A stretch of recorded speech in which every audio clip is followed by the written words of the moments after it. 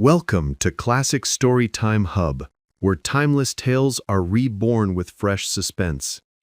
Tonight, we bring you Sea Curse by Robert E. Howard, a chilling story of vengeance and the restless sea. This version has been reimagined and rewritten in English to deliver a unique, cinematic experience unlike any other.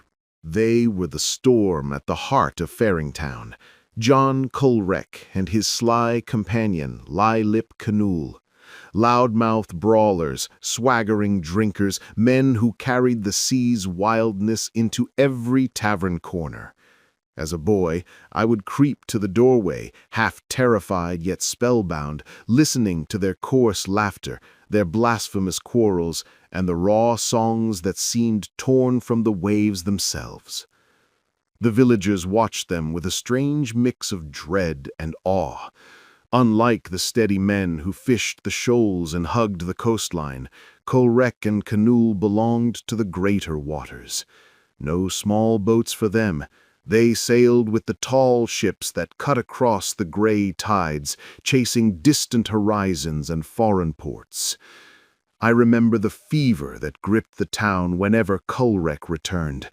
He strode down the gangplank in tar-stained clothes, dagger swinging from his belt, his voice booming with false camaraderie. He would seize a girl's lips in a rough kiss, then bellow some obscene sea chant as he swaggered up the street. And always the idlers and flatterers swarmed around him, and Lye-Lip, laughing too loudly at every crude jest, eager to bask in the shadow of their reckless fame.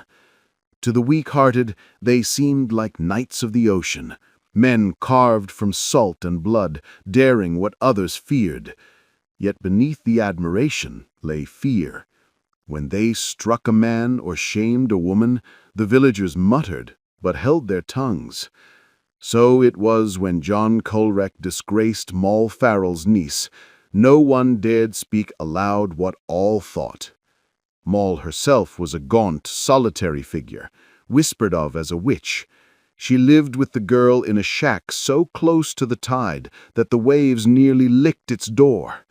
She kept to herself, scraping a living from clams and driftwood, her silence as sharp as her gaze. The niece, poor child, was vain and easily deceived, ripe prey for Colrec's predatory charm. I remember that day. Winter's breath cut sharp from the east, and the village street echoed with Moll Farrell's shrill cries. Her niece had vanished. The townsfolk scattered, combing the desolate beach and the wind-scoured hills, while John Colrec and his companions remained in the tavern, drunk and careless, dice clattering on the tables. Beyond the shoals, the sea moaned endlessly, a gray leviathan stirring in the dawn. And then, in that ghostly light, the tide delivered her home. The waves carried the girl across the sands and laid her gently at her own threshold. She lay pale as ivory, arms folded upon her still breast, her face serene as though sleep had claimed her. The ocean sighed around her slender form, whispering its eternal lament.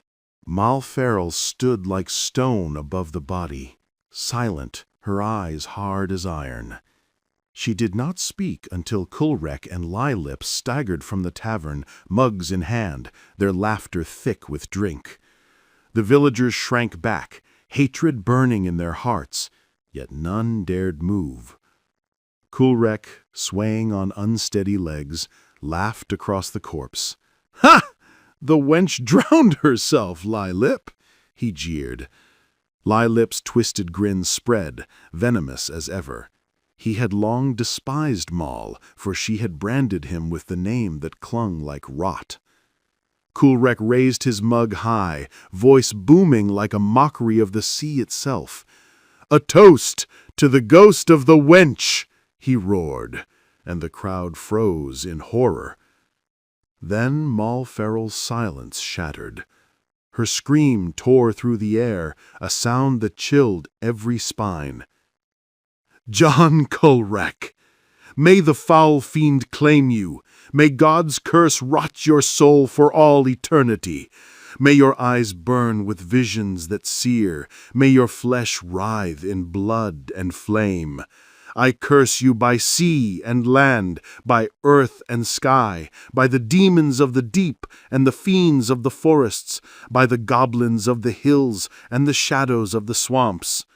And you, her bony finger stabbed toward Lylip, his face blanching, you shall be the death of Colrec, and he shall be the death of you.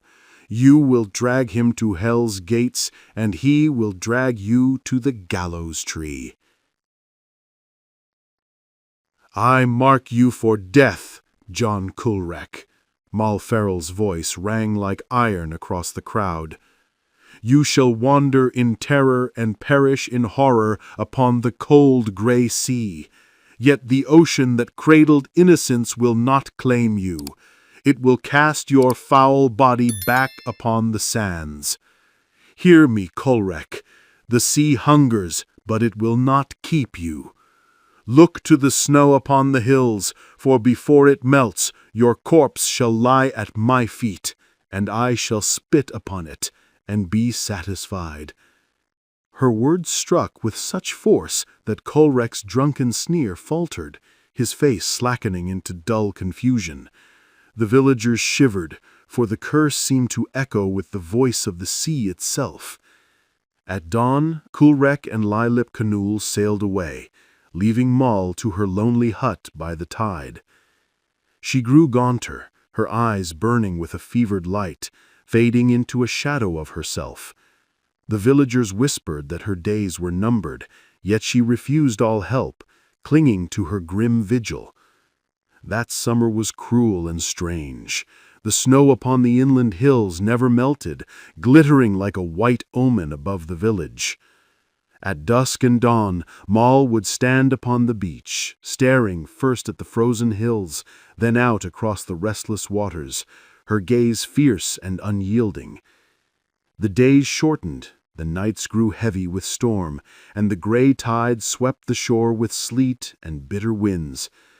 Then on a bleak afternoon, a trading vessel anchored in the bay. The idlers rushed to the wharf, for it was the very ship that had carried Colrec and Canul away. Down the gangplank came Lylip, furtive as ever, but Colrec was nowhere to be seen. To the villagers' shouts, Canul shrugged. "Colrec deserted in Sumatra," he muttered. "Quarreled with the captain, wanted me to leave too, but I had to return to you, fine lads." His words were slick, his smile cringing. Then Moll Farrell appeared, cutting through the throng like a shadow. She fixed her gaze upon Canul, and her lips curled into a terrible smile. "There is blood upon your hand, Canul," she spat suddenly. The accusation struck him so sharply that he flinched, rubbing his hand against his sleeve as though to wipe away a stain unseen. "Out of my way, witch!" he snarled, anger flashing as he pushed through the crowd. The villagers shrank back, and his hangers-on followed him eagerly to the tavern, leaving Moll Farrell standing alone, her eyes burning with grim certainty. The next day came colder still, the east wind dragging heavy curtains of fog across sea and shore. No ship stirred from the bay. The villagers huddled in their cottages or traded stories in the tavern. And so it happened that Joe, my reckless companion, and I were the only ones to witness the first stirrings of the strange. We sat shivering in a small rowboat at the end of the wharf, boys without sense, lingering only because it was a quiet place to dream. Suddenly, Joe stiffened, his hand raised. "Listen," he whispered. "Do you hear it? Oars out there in the bay." I strained my ears but heard nothing. The fog was thick as smoke, swallowing sight and sound alike. Yet Joe's face grew pale, his eyes wide. "The bay is alive with boats," he insisted. "A fleet, all rowing together. Can't you hear them?"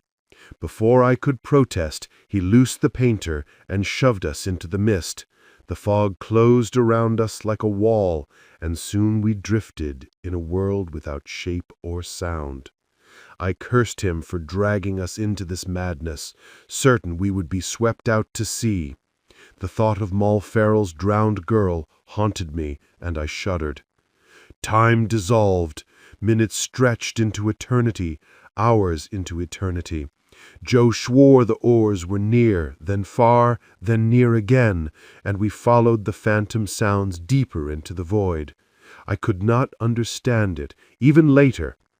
At last, when my hands were numb and sleep crept upon me with the chill, the fog thinned. White stars pierced the veil, and the mist slid away like a ghost retreating. We found ourselves adrift beyond the bay's mouth, the waters smooth and dark, silvered by starlight. The cold bit sharper than ever.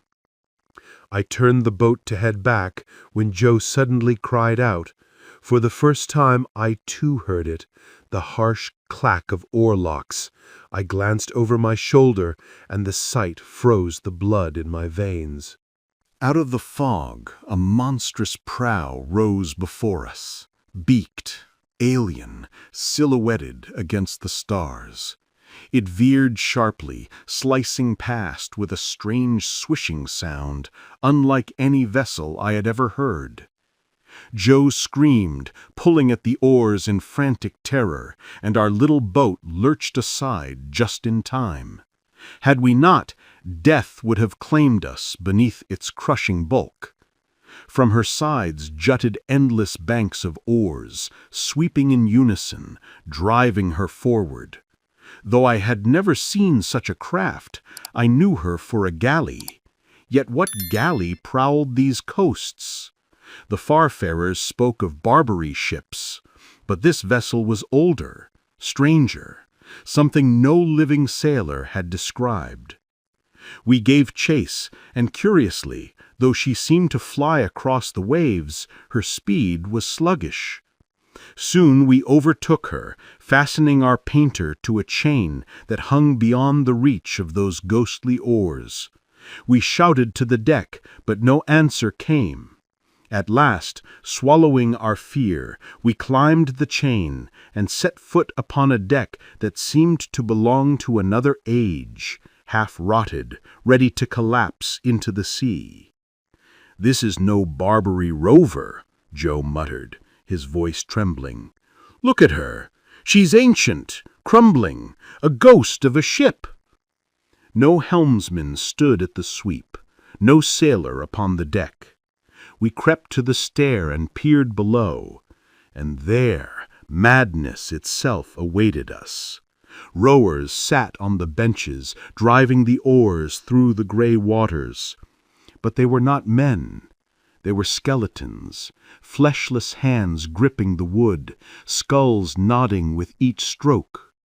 A scream tore from our throats as we fled across the deck, desperate to hurl ourselves into the sea. At the rail I stumbled, crashing to the planks. My hand struck something solid, a body. In the dim light of dawn creeping across the waves, I saw the dagger hilt protruding from its back. A man lay dead, murdered upon that cursed deck. Joe's voice rang out, urging me to haste. Together we scrambled down the chain, cut the painter, and pushed free from that nightmare galley, hearts pounding with terror that would haunt us forever. We steered back into the bay, the phantom galley gliding ahead of us, her oars whispering through the water. She seemed bound for the beach beside the wharfs, and as we drew near, we saw the villagers gathered in the dawn light, frozen in awe at the apparition rising from the night sea. Onward swept the galley. Then, with a thunderous crash, the bay shook.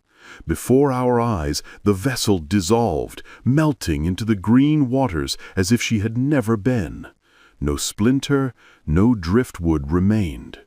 Yet something did come ashore, something far more terrible. We landed amid the murmurs of the crowd, which fell silent at once. Moll Farrell stood gaunt and spectral before her hut, her hands stabbing seaward. Across the sighing sands, the tide bore its grim burden. The waves laid it at her feet, and we saw the pale, lifeless face of John Coolwreck staring upward with unseeing eyes. The tide rocked him gently, and as his body rolled, the dagger hilt gleamed from his back, the very blade we had seen countless times at Lee Lip Canool's belt. "I killed him!" Canool shrieked, collapsing before us. "On a still night, in a drunken rage, I struck him and cast him overboard. And from the far seas he has hunted me, because of the curse. The sea would not keep his body." His voice dwindled to a whisper, and terror hollowed his eyes. The gallows already claimed him in spirit. Then Moll Farrell's voice rose, strong and triumphant. "From the pit of lost ships, Satan sent a galley of forgotten ages, a vessel steeped in blood, haunted by crimes unspeakable. None other would bear such a carcass. The sea has taken vengeance, and I have mine. Behold, I spit upon the face of John Coolwreck." Her ghastly laughter rang out, and blood welled at her lips as she pitched forward. And as she fell, the sun broke across the restless sea, gilding the waves that had carried vengeance to shore. And thus the story ended. If you liked this journey into the worlds of classic literature, do not forget to support us by subscribing so we can tell you more. And hey, if there's a classic tale you'd love to hear told in this suspenseful style, drop its name in the comments below. Your suggestion might be our next chilling adventure.